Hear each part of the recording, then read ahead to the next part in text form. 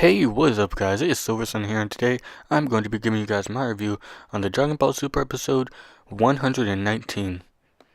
Alright, so the first part of this episode starts off with Vegeta pretty much squaring off against that police warrior guy, and pretty much he transforms into his ultimate form, pretty much just increasing his power and speed and whatnot, but it doesn't seem to do too much as Vegeta pretty much just overpowers him by going Super Saiyan and just beating him right to the edge of the arena. But before he can finish the job and actually knock him off, someone else knocks him off for him, and pretty much Vegeta's just wondering like how that happened, like how did he just fall off like that.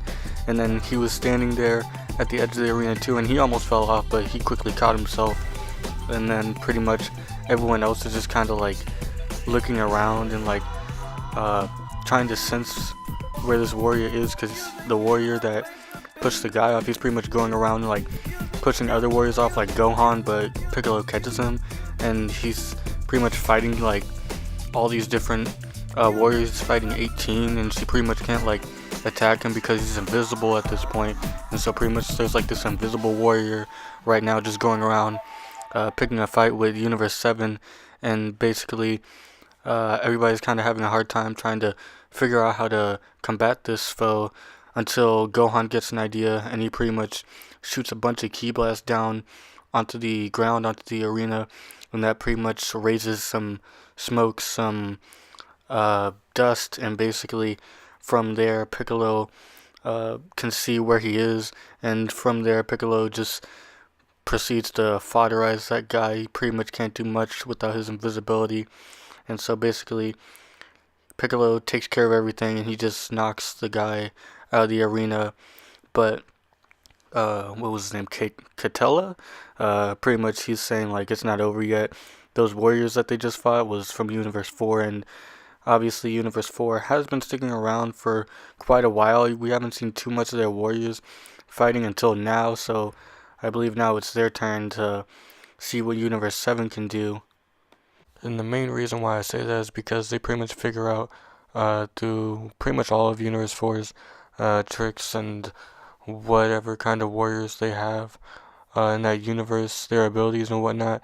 Because I think the first guy, I forgot his name, but he was there before. That little like Pokemon looking warrior with like the spikes on his head and back and whatnot. Pretty much he made like this like illusion barrier type thing to where everybody was like thrown off guard, because like all the warriors that got eliminated before pretty much appeared before them, and they were basically illusions at that point, so they couldn't really do much about it. They couldn't attack them or anything like that, but the illusions could attack them, and so pretty much they had to figure out the source of this and figure out who is controlling all this, and they pretty much figured it out pretty easily. Piccolo pretty much just blasts them off like with one blast, and that was the end of it. So pretty much Universe 4 is doing pretty bad so far. They got down a few members already, but they actually come back a little bit with this little bug-like warrior. Like he's really small. Like he's not invisible. He's just really small. Like they thought before, they thought it was another invisible warrior that they had, but that wasn't the case. It was just this little tiny bug-like warrior. I mean, they could sense his energy and everything, but they just couldn't see him. And because of that, Piccolo actually ended up getting knocked out pretty quick. Like it wasn't like as how would you call it? What would you say? Like it wasn't as eventful or as like as drastic, or like it wasn't that big of a deal with him dropping out. Like they didn't make too much of a big deal about it. I mean, obviously Gohan, went over and was like, "Oh no, Piccolo," and stuff like that, and that was pretty much the end of it. He pretty much just got knocked out like right then and there, just gypped out. And I don't know, like I feel like that kind of sucks really, because I feel like Piccolo should have stayed in a lot longer. Like especially a fighter like him, like a pretty tactical and smart fighter like him. It really sucks that he just got um just wrung out by a little like flea basically, like because he couldn't sense him or anything like that, and he was trying to fight him, but he got caught off guard and just knocked out. But yeah, he pretty much just got eliminated right then and there. So Universe 7 is still going kind of strong. Like they have the most warriors so far, but pretty much everybody else is just kind of having a hard time trying to pinpoint where this warrior is exactly until 17 and Goku pretty much figure it out, or 17 figures it out first. He's pretty much saying like, "Oh, you guys are relying too much on trying to sense where he is rather than just looking," and then he pretty much sees that it's like a little tiny bug like warrior, and pretty much he tries to blast lots of blasts at him and whatnot, but they don't seem to have much of an effect because he's so small. He can pretty much just maneuver throughout all of those, and he's pretty much just hopping around everywhere. And so Goku gets this idea to where he pretty much punches the ground, and that basically like shakes it so that catches the bug off guard. He's pretty much being bounced up into the air, uh, being forced up into the air, and pretty much 17 blasts him a few times, and then he carries him in this little like bubble, this little force field to where he can't get out of, and he pretty much just sends him all the way out of the arena. And that was pretty much it for Universe 4. And from there, that was pretty much it for the end of the episode. Pretty much 3 universes left here. It's getting down to the wire with Universe 7, Universe 11, and Universe 3, I believe. But yeah, it's like Universe 7, I feel like they're going to win this. They got to win this. They have most of the warriors that they need, like, or at least the strong ones. Like, no offense to, like, you know, Krillin, Tien, Roshi, Piccolo, but I don't know. I mean, Piccolo is pretty much an exception there, but, like, everyone else is just kind of fodder in a sense. But they did their part. They did well.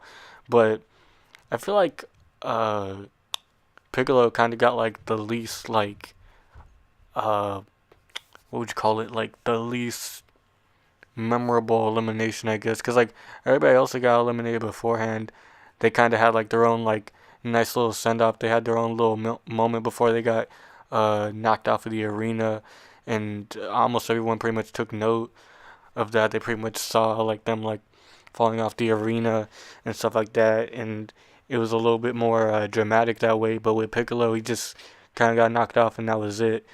Which kind of sucks in my opinion, but it is what it is. But they only have 12 minutes left in this tournament, and yeah, obviously they move faster than real time, so the guy's not actually gonna be like 12 minutes and it's over in the next episode or whatever. But still, it's getting down pretty close. We have Universe 7 with like Goku, the two androids still there, Vegeta and Frieza, who we didn't see in this episode, so you can only imagine what he's got, you know, cooking up in terms of like plans and like what he's gonna do later on. I feel like he's definitely gonna play a bigger role in later episodes. But so far, we have them, and meanwhile, Universe 11 has Jiren, who's obviously a big threat, Dispo and Topo, who are pretty big threats, but I feel like now they're kind of like gonna have to take a back seat because we already know like the main fight here is gonna be Jiren versus Goku, or something like that. Either that or maybe Vegeta might join in if he can unlock Ultra Instinct by then. I mean, we'll see what happens, but yeah, we have that going on.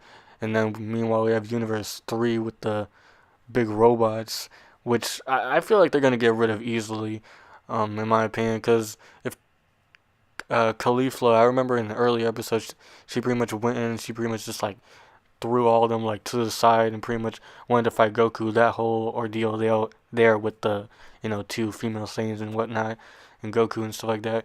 But yeah, she pretty much just blew them back pretty easily. And her just being a Super Saiyan 2, I feel like almost any of them, any of the Universe 7 warriors or Universe 11 for that matter, could take them out easily. So I feel like they're probably not going to be that big of a threat. But yeah, not too much else to say here really. Animation and art looking pretty good as usual. Really consistent, really nice.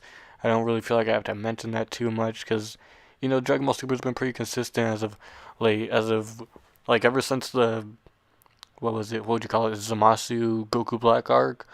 I feel like it's been pretty well, either that or the Universe 6. Yeah, ever since the Universe 6 saga, it's been pretty consistent and pretty good. throughout. Nothing really amiss. Nothing that looked too terrible, like the Resurrection F arc or dare I say episode 5, because those weren't some good times for Dragon Ball Super. But in any case, I thought this episode was really good. I enjoyed it a lot. Well, not a lot. It was pretty good, but we already know that there's going to be some bigger and better episodes coming in later down the line, and only time will tell how that plays out. So yeah, that's pretty much it for my review, guys. Until the next one, Silver Sun is out.